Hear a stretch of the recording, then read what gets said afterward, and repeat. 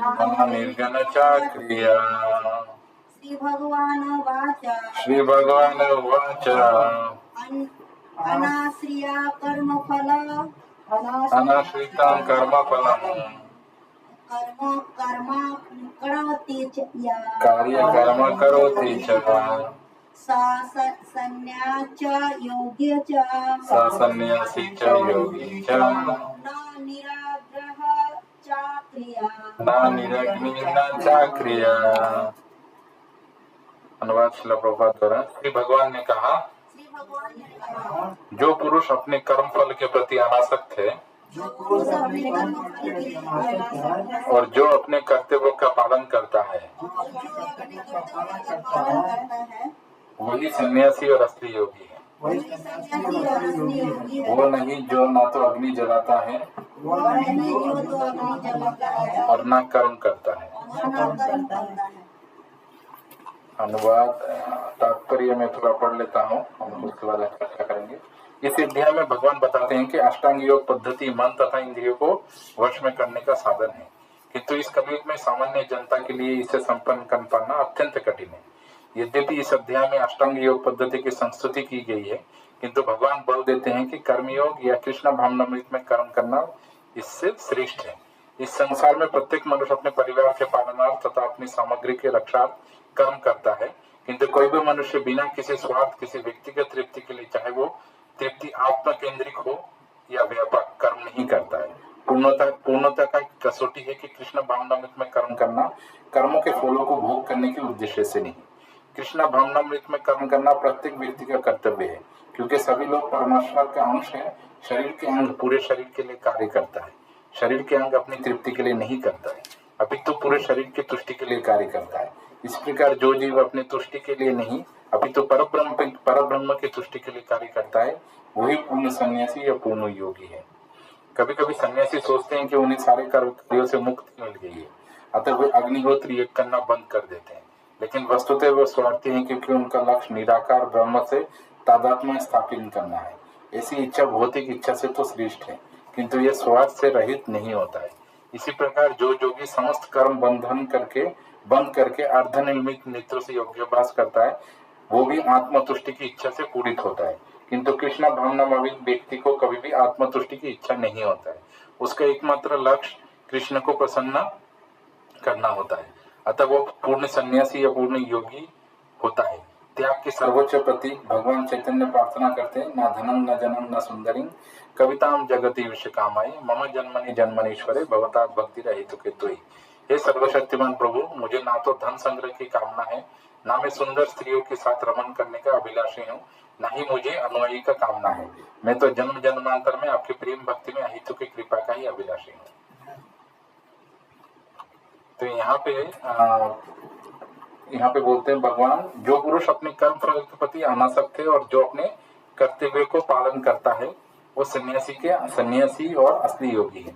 तो कर्म फल के प्रति अनासक्त होना, ये सबसे पहले प्रभुपाद जी हमें बताते हैं कि भगवान भी बताते हैं कि कर्म फल के प्रति आसक्ति जो है ये आदि अनंत काल से हो रहा है। हम लोग कुछ भी करते, जैसे मान लो गृहिणी होता है, घर में कुछ खाना बनाना होता है, तो उसको आसक्ति होता है कि ये कैसा होगा, ये टेस्ट होगा कि नहीं होगा, ये मैं और थोड़ा बेहतर करने का कोशिश करता हो सकता है वो अपने तरीके से करके उसको बेहतर करने का कोशिश करे, लेकिन सब कुछ उसके हाथ में नहीं रहता है। कभी कभी मसाला सटीक परिमाण हमेशा एक जैसे देने में भी टेस्ट आगे पीछे होता है कि नहीं? तो ये हमेशा हमारा हाथ में नहीं रहता है। तो एक व्यक्ति जानता है कि कर्म फल के प्रति उसको उसका हाथ में नहीं है, फिर भी वो अगर आसक्त है तो वो सब कुछ करके भी वो भोगी बना रहता है। उसके बाद बोलते हैं, जो अपने कर्तव्यों का पालन करता है वही सन्यासी और असली योगी है। तो अगर सन्यासी योगी, हमें अगर योगी बनना है तो सबसे पहले हमें इच्छा त्याग करना पड़ेगा उस चीज के प्रति जो हम कर्म कर रहे हैं। जैसे मान लो हम पति के लिए कुछ भोजन बना रहे हैं, या फिर मान लो बच्चों के लिए कुछ कहीं पे लेके जा रहे हैं, बच्चों को पालन पोषण कर रहे हैं, तो हमें वो आसक्ति नहीं होना चाहिए कि बच्चे हमें बाद में देखेंगे या फिर बच्चे हमारा बहुत बड़ा कुछ बनेंगे जो हमारा नाम करेंगे। ऐसा नहीं है। वो उनके प्रारब्ध, उनके कर्म से वो लिया गया है, वो आपके हाथ में नहीं है। हम अपना कर्तव्य करना चाहिए, लेकिन उसके रिजल्ट क्या होगा उसके हम कभी भी भागदार नहीं है। इनफैक्ट हम लोग चाहे कितना भी कोशिश करें, रिजल्ट कभी हमारा हाथ में होता ही नहीं है। हम बहुत सारे तरीके से अलग से हाथ पैर मार लेते हैं, लेकिन हमेशा हमारा रिजल्ट हमारे हाथ में नहीं रहता है। तो हम जब ये चीजें जान लेते हैं, हम जब ये चीजें समझ लेते हैं, तभी हम असली कर्मयोगी बन जाते हैं, और तभी हम सन्यासी या बहुत बड़े योगी के भी उच्च स्तर में जा सकते हैं। वो नहीं जो अग्नि जलाता है और ना कर्म करता है, मतलब ऐसे व्यक्ति नहीं जो ना कोई योग पद्धति का आचरण करता है, मतलब कोई भक्ति योग का आचरण करता है और कर्म करता है। कर्म करता मतलब वो स्थविर होकर बैठ जाता है कि मुझे कुछ नहीं करना। ऐसे व्यक्ति को ना कुछ आगे जा पाता है ना पीछे जा पाता है, वो ना उसको उच्च गति तो होता ही नहीं है, और उसी स्थान पर भी रहता है, उसका अधोगति होता है। तो एक व्यक्ति को हमेशा अपने जो कर्म है उसका फल की इच्छा कभी नहीं करना चाहिए, क्योंकि असलियत में चाहे नहीं चाहे वो फल हमारे हाथ में होता ही नहीं है। एक जैसे एग्जाम देने वाले को भी रिजल्ट एक जैसा नहीं होता, एक ही ट्यूशन में पढ़ने वाले बच्चों का भी रिजल्ट कभी एक जैसा नहीं होता, अलग अलग होता है। तो एक बच्चे को भी, हर एक व्यक्ति को भी समझना चाहिए कि मैं करना मेरा हाथ में है, लेकिन वो उसके रिजल्ट हमारे हाथ में नहीं है। तो एक व्यक्ति जब ऐसा करके, कृष्ण के हाथ में सबसे इंपॉर्टेंट है, उसको ये सोचना चाहिए कि मैं तो कर रहा हूँ अपना ड्यूटी, लेकिन उसका क्या रिजल्ट होगा मुझे नहीं पता, कृष्ण के ऊपर छोड़ देता हूँ। और भगवान बोलते हैं कि मैं सबसे बड़ा क्या बोलते हैं, हितैषी हूँ, मैं सबसे ज्यादा हितैषी हूँ। तो अगर कोई सबसे पावरफुल व्यक्ति भी आपका हितैषी है और वो बोलता है कि तुम सब कुछ मेरे ऊपर छोड़ दो, और हम फिर भी उसके ऊपर नहीं चढ़ते, तो हम कितने मूर्ख हैं। तो हमको कृष्ण के ऊपर सब कुछ छोड़ देना चाहिए, हमें अपना दैनंदिन जीवन का कर्म करते रहना चाहिए, कृष्ण को याद करके, उसके प्रति, उसको बोलते हैं डवटेल, मतलब सारी चीजें कृष्ण के प्रति केंद्र करके वो करना चाहिए, तभी जाके हम योगी और सन्यासी के पर्याय में आ सकते हैं। दूसरे श्लोक, ये संन्यास समिति प्राहुः ये सन्यासी समिति प्राहुः योगम तम विद्धि पांडव योगं तं विद्धि पांडव नाही असन्यस्त संकल्प योगी भवति कश्चन योगी भवति कश्चन यं सन्यासम् इति प्राहुः यः सन्यासी प्राहुः योग्यं तं विद्धि पांडव योगं तं विद्धि पांडव नाही असन्यस्त संकल्प्य नाहि असन्यस्त संकल्प योगी भवत कश्चन। योगी भवति कश्चन। हे पांडव, कोई पढ़ना चाहेगा अनुवाद, सॉरी श्लोक। यः सन्यास समिति प्राहुः यम सन्यास इति प्राहुः योगं त्वा विद्धि पांडव योगं तं विद्धि पांडव न हर्षण्य संकल्प नाही असन्यस्त संकल्प योगी भवति कश्चन। योगी भवति कश्चन। और कोई?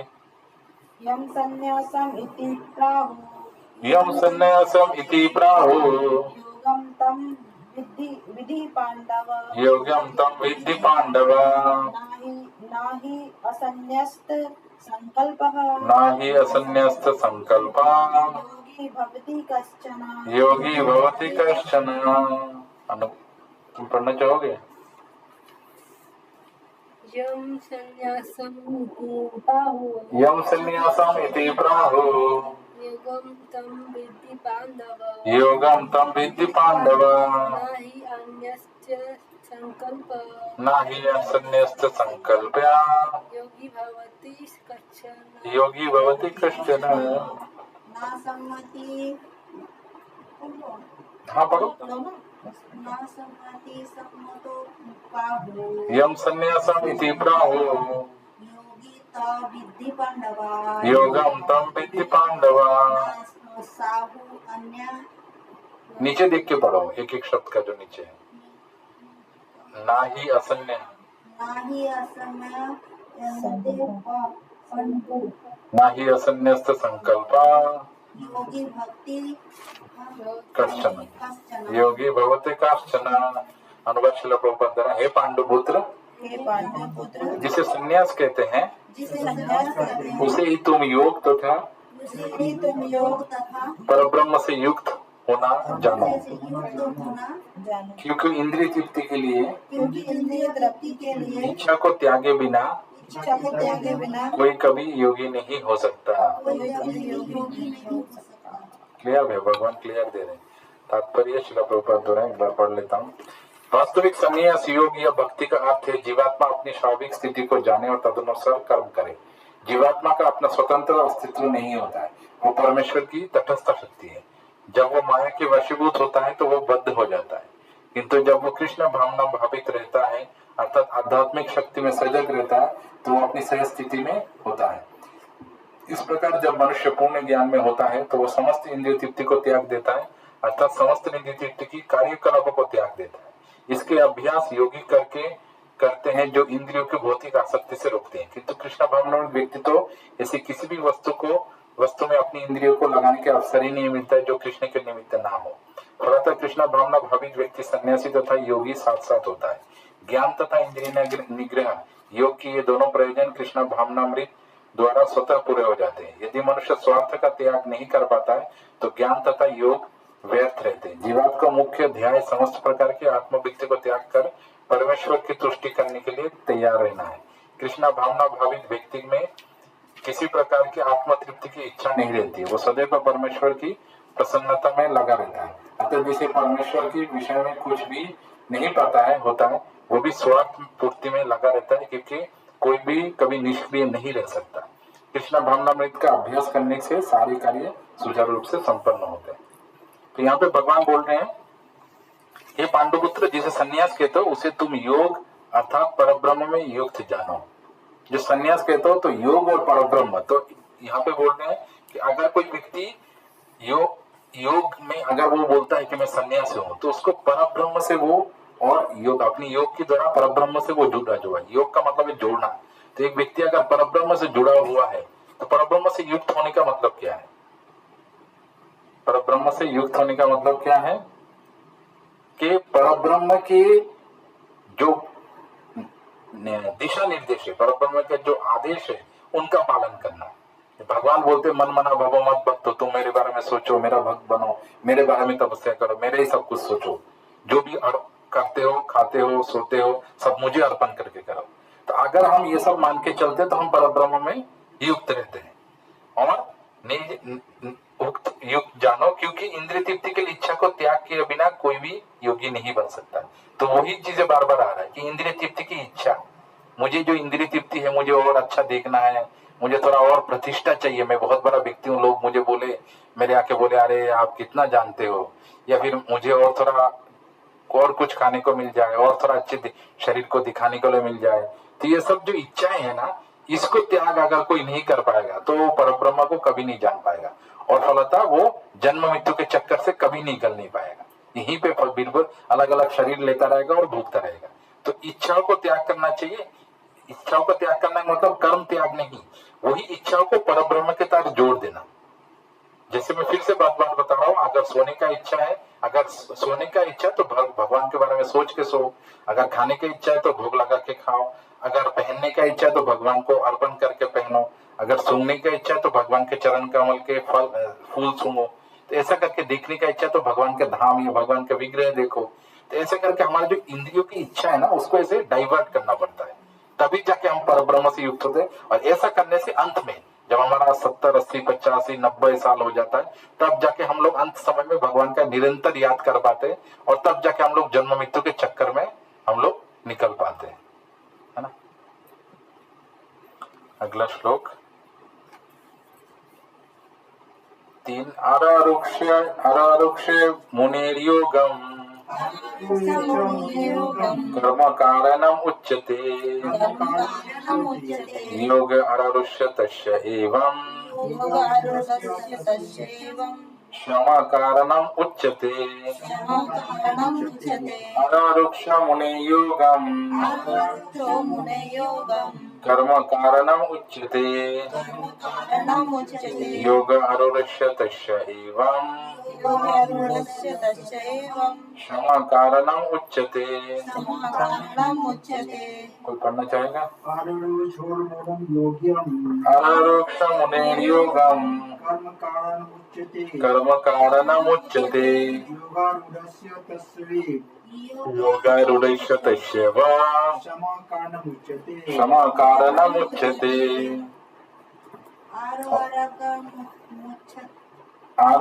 नीचे देख के पढ़ो एक एक शब्द।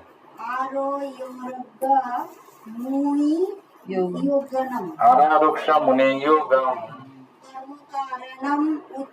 कर्म कारणम उच्यते योगा आरुरद्या ततो आरुष्य आरुष्य तत्तयो एवं तस्य तस्य एवं समा योग आरुष्य तस्य एवं क्षमा समा कारण उच्यते। क्षमा कारण उच्यते।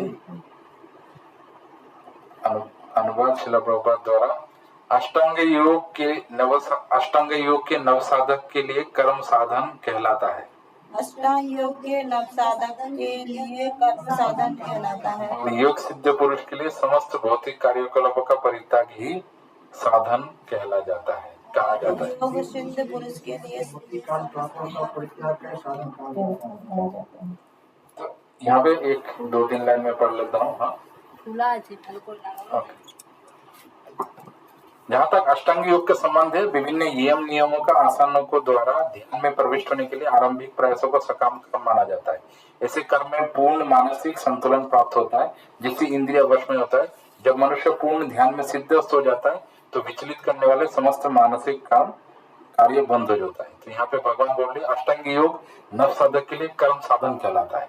तो अगर कोई, ये भगवान यहाँ पे बता रहे हैं कि अष्टांग योग के बारे में, जो कि यम नियम आसन प्राणायाम ध्यान धारणा सिद्धि समाधि ऐसे तरीके से जाते हैं, अलग अलग तरीके से।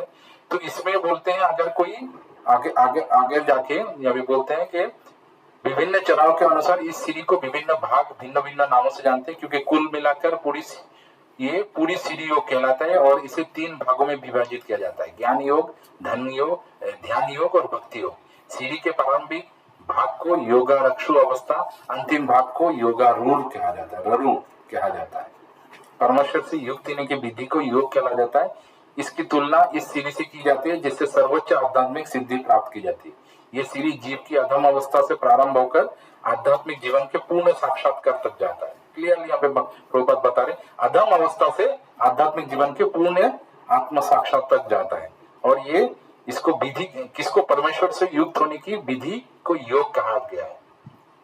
और यहाँ पे चालू होता है कहाँ से, योग रूढ़ से, योगारूढ़ से, सॉरी योगारक्षु से, योगारूढ़ से योगारूढ़ तक जाता है।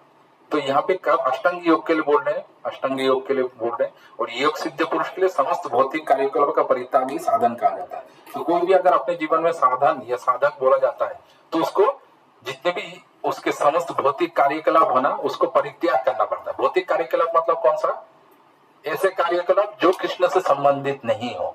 जैसे हमारा दैनंदिन जीवन हम देखते हैं PNPC जिसको बोलते हैं, पर निंदा पर चर्चा, भाई उसने पता है इसने ऐसा किया है, भाई उसने ऐसा किया है, इसका ये है। या फिर ऑफिस में भी पता है उसने ऐसा किया, उसका ऐसा करके उसका प्रमोशन हो गया, उसका आगे चल के ये किया है। या फिर घर परिवार में भी कोई भी एक दूसरे का चुगली करना, पीछे लगना, तो ये सब चीजें कृष्ण से कोई संबंधित नहीं है। तो जब तक हम लोग इस सब में आनंद लेते रहेंगे तब तक हम फिर से पता नहीं कौन कौन से गति में रहते रहेंगे। तो ये हमारे समय को खा रहा है। प्रभुपाद कहते थे कि अगर किसी के पास $1 करोड़ भी है, डॉलर सबसे बड़ा माना जाता है, उसके ऊपर दिनार भी है, तो $1 करोड़ भी है, उस $1 करोड़ देके भी कोई 1 सेकंड फिर से वापस नहीं खरीद सकता। तो हमारा समय जो है वो 1-1 सेकंड ऐसे ऐसे अमूल्य समय बिताते जा रहा है। और हम कृष्ण भावनामृत के बिना 1-1 सेकंड जब बिताते हैं तो अमूल्य समय को नष्ट कर रहे हैं। मनुष्य जीवन पाइया राधा कृष्ण ना भजिया जानिया सुनिया विषय खाइनो। मतलब मनुष्य जीवन पाके अगर राधा कृष्ण का भजन नहीं कर रहे तो जानबूझ के हम लोग जहर पी रहे हैं। यहाँ पे एक आचार्य है नरोत्तम दास ठाकुर, वो यहाँ पे ये चीजें, ये भजन बताते हैं। तो समस्त भौतिक कार्यकलापों का परित्याग करने से ही एक व्यक्ति साधन के रास्ते में चला जाता है। वो चालू होता है कहाँ से, योगो रुरुक्ष से, और जाता है खत्म समाप्त होता है योगो रुरूप से। तो अगर वो समाधि में जाता है, जैसे समाधि मतलब ऐसा नहीं है कि वो एक से चुप हो गया और आगे पीछे को, समाधि मतलब वो निरंतर कृष्ण चेतना में, कुकिंग करते हुए भी, ऑफिस जाते हुए भी, और कुछ किसी से बात करते हुए भी कि मैं कृष्ण के लिए काम कर रहा हूँ, कृष्ण के लिए पैसा कमा रहा हूँ, या फिर कृष्ण के लिए बना रहा हूँ, कृष्ण मेरे है, मेरा काम है कृष्ण के लिए सोचना। तो अगर कोई ऐसा निरंतर सोच रहा है तो वो समाधि में है। उससे बड़ा समाधि और कुछ नहीं हो सकता। तो ये यही भी चीज भगवान यहाँ पे बताने की कोशिश कर रहे हैं।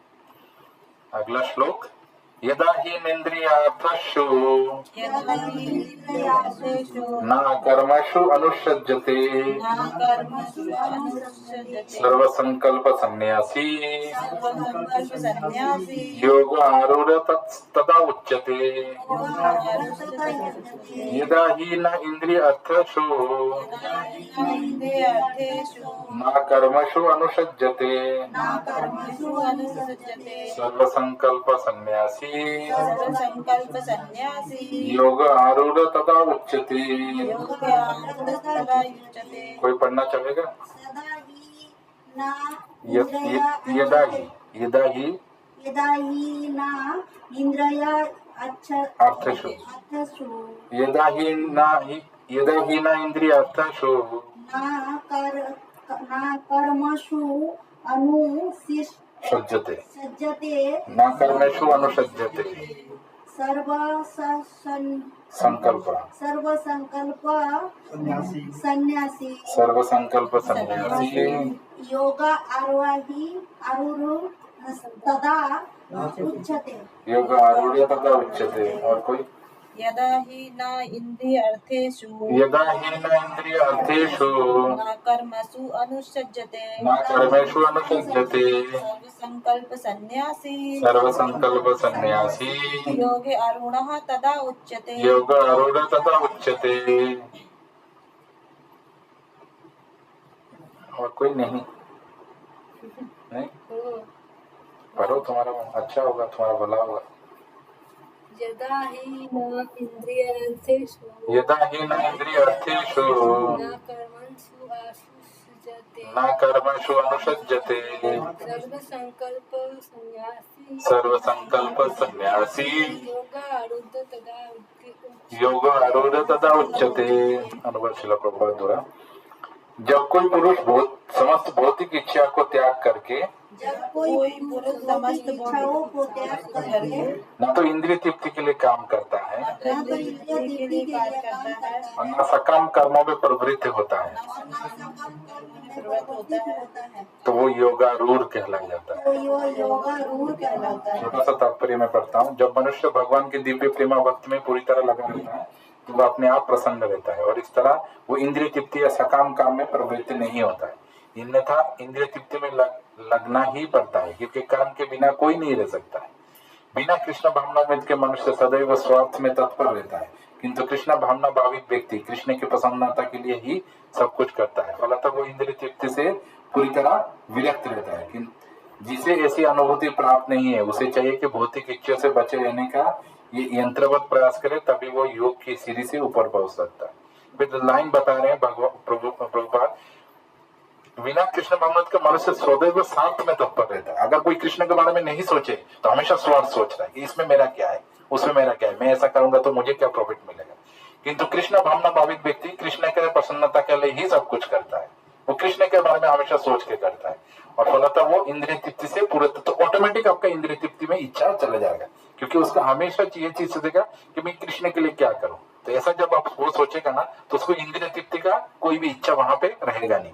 और ऐसी अनुभूति प्राप्त जब तक उसको नहीं है तो जब जिस व्यक्ति को ऐसा डायरेक्टली मतलब हमेशा कृष्ण की भावना में सोचना या अभी कृष्ण के बारे में सोच रहा ऐसा जिसका नहीं है, तो प्रभुपाद यहाँ पे बोल रहे यंत्रवत प्रयास करो, मैकेनिकली मतलब फिजिकली, मतलब आपको लेके आओ कि मुझे लेंगे। अभी थोड़ा देर मन बाहर जाएगा, अर्जुन को भी भगवान वही बोलते हैं कि थोड़ी देर बाहर जाएगा फिर से उसको लेके आओ, कुछ देर बाहर जाएगा फिर से उसको लेके आओ। ऐसे यंत्रवत प्रयास करो। ऐसे करने से तुम योग की सीढ़ी में चढ़ना चालू करोगे। एक समय आएगा जब ऑटोमेटिक तुम अपनी इंद्रिय को कंट्रोल में आएगा, तब तुम कुछ ऐसे देखने का इच्छा नहीं होगा जो कृष्ण से रिलेटेड नहीं है, ना कुछ खाने का, ना सोने का, पीने का, उड़ने का, बोलने का, है ना। अगला श्लोक, ऊर्ध्वरेत आत्मना आत्मनम न आत्मनम अवसादयते आत्मा एव हि आत्मना बंधु आत्मा एव रिपु आत्मना ऊर्ध्वरेत आत्मना आत्मनम न आत्मनम अवसादयते न आत्मनम् अवसादयते आत्मा एव हि आत्मना आत्मा एव हि आत्मनः बंधु आत्मा एव रिपु आत्मना। बंधु आत्मा एव रिपु आत्मनः। अनुवाद श्रील प्रभुपाद द्वारा। अच्छा, कोई पढ़ना चाहेगा श्लोक? उदेदात्मात्मनां उद्धरेत आत्मना आत्मानम न आत्मनां वदा सदा ये न आत्मना अवसादयते आत्मने ह्यावनतो आत्मना एव हि आत्मनम् हाँ बोलिए। बंधुरात्मेति रिपु आत्मनः बंधु आत्मा एव रिपु आत्मना उद्धरेत आत्मना आत्मानम न आत्मनम् आत्मसादयते न आत्मना आत्मसात् अवसादयते आत्मनम् एवं हि आत्मनः आत्मा एव हि आत्मना बंधु आत्मा एवं ऋतु आत्मनः बंधु आत्मा एव रिपु आत्मना। बच्ची कुछ पता है? अनुवाद श्लोक द्वारा। मनुष्य को चाहिए कि अपने मन की सहायता से मनुष्य को चाहिए कि अपने मन की सहायता से अपना उद्धार करे अपना उद्धार करे और अपने को नीचे ना गिरने दे। और अपने को नीचे न गिरने दे। ये मन बद्ध जीव के मित्र भी है और शत्रु भी है। ये मन बद्ध जीव के मित्र भी है और शत्रु भी है। तो यहाँ पे हाँ मन को एक श्लोक आता है जो अमृत बिंदु उपनिषद में गया है, मेरे साथ दोहराइए। मना एवं मनुष्याणाम एवं मनुष्याणां कारणं बंध मोक्षया बंधु मोक्षया बंधया विषय संगो बंधया विषय शांगो मुक्तया निर्विषामनः। मुक्तया निर्विषयं मनः। मन ही मनुष्य के बंधन और मोक्ष के कारण है। मन ही मनुष्य का बंधन नीचे लिखा हुआ है। कारण है। इंद्रिय विषय में लीन इंद्रिय विषय में लीन मन बंधन का कारण है मन बंधन का कारण है। और विषय से विरक्त मन मोक्ष का कारण है। विषय से विरक्त मन मोक्ष का कारण है। अतः जो मन निरंतर कृष्ण भावनामृत में लगा रहता है अतः जो मन निरंतर कृष्ण भावनामृत में लगा रहता है वही परम मुक्ति का कारण है। वही परम मुक्ति का कारण है। तो यहाँ पे लिखा गया मन को इसी प्रकार प्रशिक्षित करना चाहिए कि वो प्रकृति की तरक भरक से आकृष्ट ना हो और इस तरह बद्ध जीव की रक्षा की जा सके। मनुष्य को इंद्रिय विषय से आकृष्ट होकर अपने को पतित नहीं करना चाहिए। जो जितना ही इंद्रिय विषय के प्रति आकृष्ट होता है वो उतना इस संसार में घुसता रहता है।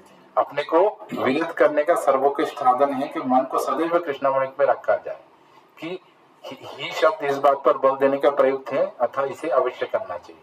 यहाँ पे प्रभुपाद अनुवाद में भगवान बोलते हैं मनुष्य को चाहिए कि अपने मन की सहायता से, तो हमारा शरीर के ऊपर इंद्रिय के नीचे रहता है मन, उसके नीचे बुद्धि अहंकार ये सब, और नीचे आत्मा रहता है।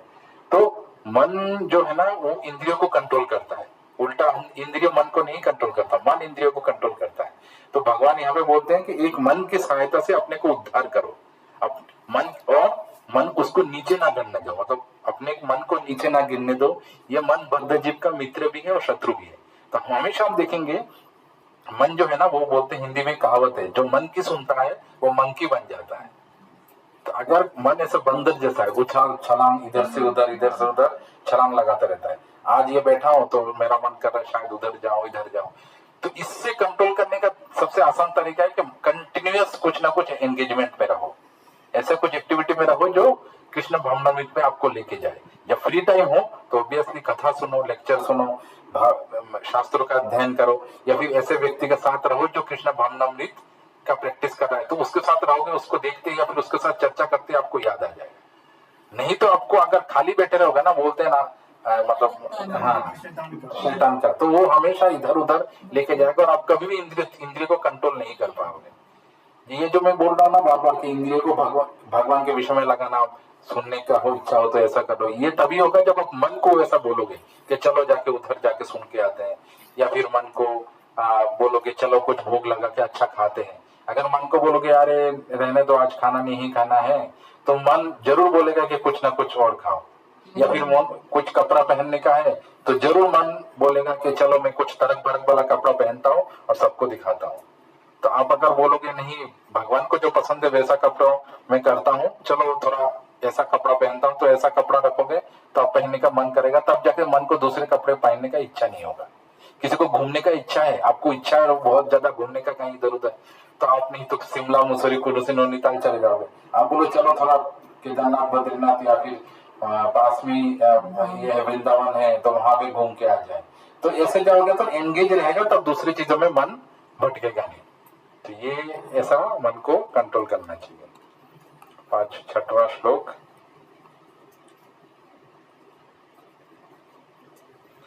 बंधु, ये तो हो गया था ना? नहीं, हाँ 6वां। बंधुर आत्मा आत्मानम आत्मा आत्मनः दश्य येन आत्मना एव जिता।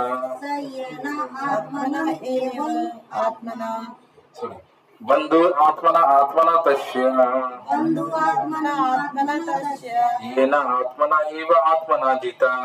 येन आत्मना आत्मना जिता जिता अनात्मना तु शत्रुत्वात् अनात्मना तु शत्रुत्वे वर्तत आत्मा एव शत्रुवत्। वर्तते आत्मा एव शत्रुवत्। तीसरा पढ़ता हूँ। बंधु आत्मा आत्मना तस्य आत्मा आत्मना तस्य येन आत्मा एव आत्मना जित। येन आत्मना एव आत्मना आत्मनं जी अनात्मना तु शत्रुत्वात् अनात्मना तु शत्रुत्वे वर्तत आत्मा एव शत्रुवत्। वर्तते आत्मा एव शत्रुवत्। कोई पढ़ना चाहेगा? बन्धु आत्मा आत्मनं तया तस्य तस्य बंधु आत्मा आत्मना तस्य तया आत्मा येन या आत्मा एवं आत्मना जिता। जिता येन आत्मना एव आत्मना जिता। आत्मना अनात्मना अनात्मना तु तु शत्रुता शत्रुवत्। शत्रु अनात्मना तु शत्रुत्वात् वर्तता व्यक्तता आत्मा एवं शत्रु वर्तत आत्मा एव शत्रुवत्। बंधु आत्मा आत्मनः तस्य बंधु आत्मा आत्मना तस्य येन आत्मा एव आत्मना येन आत्मा एव आत्मना जिता अनात्मन जिता आत्मना जित अनात्मना तु शत्रुवत्। जिता आत्मना अनुशत्रुता वर्तेन आत्मा एव शत्रुवत्। वर्तत आत्मा एव शत्रुवत्। वर्तता आत्मा एव शत्रुता और कोई पढ़ना चाहेगा? बंधु आत्मा आत्मना तस्य बंधु आत्मा आत्मना तस्य येन आत्मा एव आत्मना जिता येन आत्मा एव आत्मना जिता। अनात्मा तु शत्रुत्वे अनात्मान तु शत्रुत्वे वर्तेतात्मा एव शत्रुवत्। वर्तत आत्मा हे शत्रुवता। अनुवाद श्रील प्रभुपाद द्वारा। जिसने मन को जीत लिया है जिसने मन को जीत लिया है उसके लिए मन सर्वश्रेष्ठ मित्र है। उसके लिए मन सर्वश्रेष्ठ मित्र किंतु है। जो ऐसा नहीं कर पाया किंतु जो ऐसा नहीं कर इसके लिए मन सबसे बड़ा शत्रु बना रहेगा। इसके लिए मन सबसे बड़ा शत्रु बना रहेगा। तो यहाँ पे बोलते हैं प्रभुपाद जी, अतः जब तक मन अभिजित शत्रु बना रहता है तब तक मनुष्य को काम क्रोध लोभ मोह मद आदि की आज्ञाओं का पालन करना पड़ता है। किंतु जब मन पर विजय प्राप्त होता है तो मनुष्य इच्छा अनुसार उस भगवान की आज्ञा का पालन करता है जो सबों के हृदय में परमात्मा रूप स्थित है। तो बोलते हैं कि जो अपने मन को वश में नहीं कर सकता वो स्वतः तो अपने परम शत्रु के साथ निवास करता है, और इसी तरह उसका जीवन का लक्ष्य, जीवन तथा लक्ष्य दोनों ही नष्ट हो जाते हैं। और जिसने मानवीय लक्ष्य प्राप्त करने में वो मित्र बना है, मन को वश के बिना योगाभ्यास करना मात्र समय नष्ट है। तो अगर कोई मन को वश करना चाहता है तो उसको हमेशा से कोशिश करना पड़ता है कि मन को कृष्ण भावनामृत में लगाओ, नहीं तो वो मन को अगर नहीं कर पाएगा तो इंद्रिय भी कंट्रोल में नहीं आएगा। अगर मन को उसको हमेशा कंटिन्यूअस एंगेजमेंट पे रखना है। अगर मन को थोड़ा सा भी खाली समय छोड़ दो तो मन इधर उधर भटकता रहता है। और मन कभी ऐसा कभी नहीं करेगा, अगर खुला छोड़ दो तो मन कभी ऐसा नहीं होगा वो बोलेगा चलो थोड़ा धाम दर्शन कर ले भगवान। उसको तो मन, बांग्ला में कहावत है मनेर धारा नीचगामी, माने मन की धारा जो है वो नीचे ही लेके जाता है। नीचे मतलब अधोगति, मतलब ऐसी चीज जो हमें कृष्ण भावनामृत से दूर लेके जाए, मन वहीं पे हमें लेके जाता है।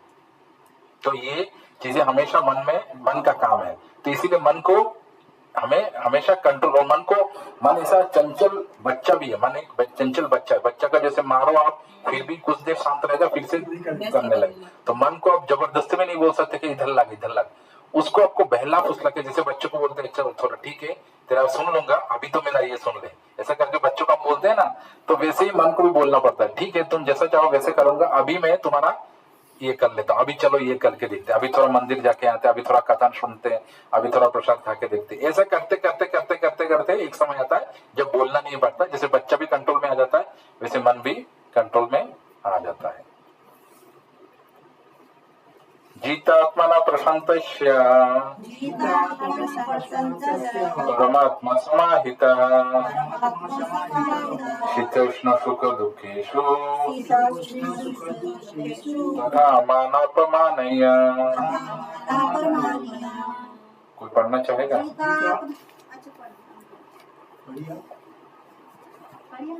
जीता आत्मना प्रशांतस्य जीतात्मना प्रशांतस्य परमात्मा समाहितः परमात्मा समाहितः शीतोष्ण सुखद दुःखे शीतोष्ण सुखद दुःखेषु तथा मानापनानयो जीतात्मा पसंतस्य परमात्मा सहायिता परमात्मा समाहितः शांति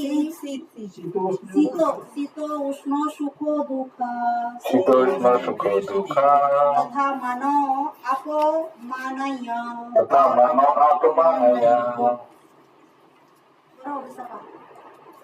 जीत आत्मना पश्यन्तस्य जीतात्मा पसंतस्य परमात्मा समाहितः परमात्मा समाहितः शीत उष्ण सुख दुखेषु शीतोष्ण सुखदेषु तथा माना अपमानयो। तथा मानवमानयो। यहाँ पे भगवान के अनुवाद श्रील प्रभुपाद द्वारा, जिसने मन को जीत लिया है जिसने मन को जीत लिया उसने पहले ही परमात्मा को प्राप्त कर लिया है, उसने पहले ही परमात्मा को प्राप्त कर क्योंकि उसने शांति प्राप्त कर ली है। उसने शांति प्राप्त कर इसके पुरुष के लिए सुख दुख सर्दी गर्मी मान अपमान एक से है, सर्दी गर्मी मान अपमान एक से है। तो यहाँ पे तो यहाँ पे हम लोग बता रहे हैं कि एक व्यक्ति जो कि मन जो है वो बुद्धि में शत्रु भी है और बंधु भी हो सकता है। तो एक व्यक्ति कौन से कैसे हमारा शत्रु ये हो सकता है कि अगर मन जो है अगर कंट्रोल्ड है नियंत्रित है तो वो बंधु जैसा है, और अनकंट्रोल्ड है तो वो शत्रुवत जैसा होता है। तो जैसे हम लोग बोलते हैं माइंड योर ओन बिजनेस, तो वैसे ही है। तो हमारा मन जो है हमारा शत्रु भी है और बंधु भी हो सकता है। तो हमारा सब कुछ जो भी हम लोग सोचते हैं समझते हैं, इसके बारे में सोचना उसके बारे में सोचना, ये करना वो करना, सब कुछ मन का खेल है, सब कुछ मन का खेल है। और सबसे अचंभित बात है 99% लोग जो है वो मन के से ही खेलते हैं, मतलब उनके जो मन है ना वो अनकंट्रोल्ड है। 99% लोग उनके मन जो है अनकंट्रोल्ड है, वही करते जो उनको मन कंट्रोल में देता, बुद्धि नहीं यूज करते वो, क्योंकि बुद्धि को ग्रस कर लेते हैं, तो बुद्धि यूज नहीं करते। अभी मन का जो है उसको हम लोग ऐसा बोल सकते हैं, मन का जैसे इंग्लिश है माइंड, तो एम से क्या आता है उसका होता है मेमोरी, मतलब मन जो है वो जो समस्या है जो जितना है नहीं उसको दुगना चौगुना बड़ा करके 1000 गुना बड़ा करके हमें बताता है। असलियत में वो प्रॉब्लम उतना बड़ा है नहीं, लेकिन वो बड़ा चढ़ा के हमें बता देता है। ये एम आइडिया है, आइडियाज आई जो है वो आइडिया मतलब धारणा, मतलब वो ऐसे धारणा करता है कि शायद ऐसा करोगे तो तुम खुश हो जाओगे, ऐसा होगा तो तुम्हारा प्रतिष्ठा होगा, ऐसा होगा तो तुम्हें बहुत अच्छा लगेगा, ये आई। एन जो है वो है नोशंस, मतलब हमें हमेशा कोई भी जिम्मेदारी लेने से भागने में भागाता, मतलब जिम्मेदारी लेने में हिचकिचाता है। वो होता है क्या, जाने दो, दूसरे को करने दो, हम नहीं करेंगे। कोई भी अच्छी चीजें मान लो जिम्मेदारी लेना है किसी के, तो मन बोलता है अरे जाने दो उसको, दूसरे को करने दो, तुम क्यों। कोई दोस्त या कोई मित्र प्रॉब्लम में फंसा है तो हम मन बोलेगा अरे उसको जाने दो, हम तुम प्रॉब्लम में फंस जाओगे, तुम्हें क्यों जाना है। तो हमेशा ऐसे ही रहता है। और डी जो है डिजायर, मतलब सत्य के प्रति उसका डिनाई रहता है, वो ऐसा नहीं है। वो जैसे हम जानते हैं कि मृत्यु आने वाला है, भौतिक शरीर आने वाला है, शरीर जाने वाला है, मृत्यु आने वाला है, व्याधि आने वाला है, इसको हम लोग हमेशा छुटकारा करते हैं। हम सोचते हैं कि शायद ऐसा कभी नहीं होगा हमारे साथ, तो हम लोग डिनाई करते हैं। और अनलिमिटेड डिजायर रहता है, अनलिमिटेड डिजायर। ये माइंड का ये 4 चीजें हैं। आप लोग याद रखना चाहते तो याद रख सकते हैं, लिखना है तो लिख सकते हैं। मेमोरी, आइडिया, नोशन और डिजायर। मेमोरी मतलब समस्या को बढ़ा चढ़ा के बोलना।